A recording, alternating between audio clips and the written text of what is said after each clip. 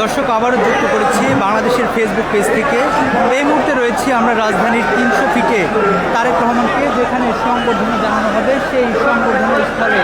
আপনাদের যদি জানাতে চাই, এই সংবর্ধনা স্থল কিন্তু জনসমুদ্রের রূপ নিয়েছে। আপনারা দেখতে পাচ্ছেন 300 ফিটের এখান থেকে কুড়িল বিশ্ব রোড হয়ে হযরত শাহজালাল আন্তর্জাতিক বিমানবন্দর পর্যন্ত, অপরদিকে আমার এদিকে যতদূর চোখ যায় নারায়ণগঞ্জের রূপগঞ্জ পর্যন্ত এই জনসমুদ্রের রূপ নিয়েছে আজকের এই জনসমাগম।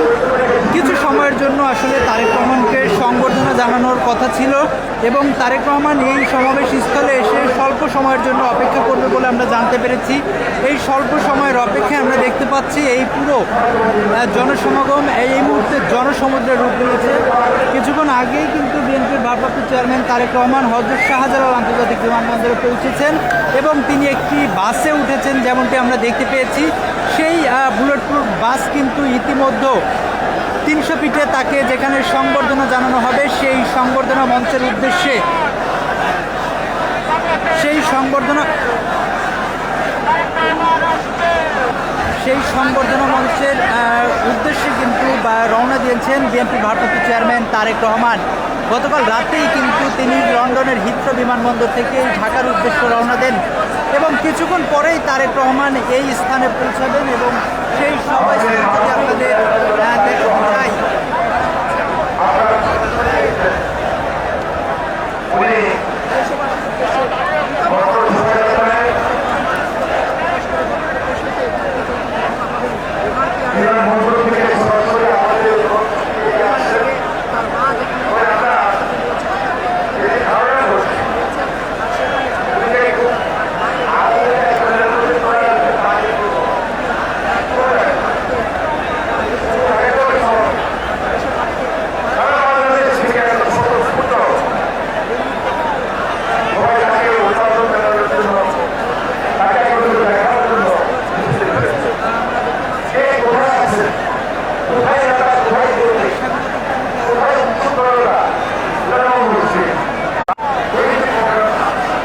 যেমনটি দেখছিলেন আপনারা, সেই 300 ফিট এলাকা কিন্তু জনসমুদ্রের রূপ নিয়েছে। এদিকে নারায়ণগঞ্জের রূপগঞ্জ পর্যন্ত এই যে লোকে লোকারণ্য সেটি পরিণত হয়েছে। অপরদিকে কুড়িল বিশ্ব রোড থেকে বনানী মহাখালী পর্যন্ত এই মানুষের যে সমাগম সেটি পৌঁছে গিয়েছে।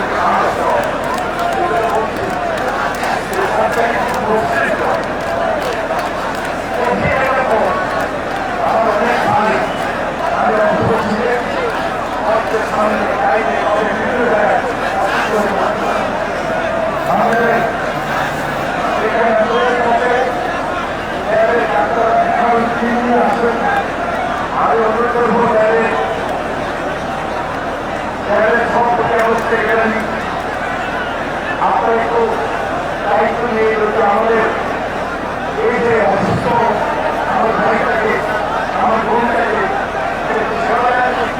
আমার মনে হয়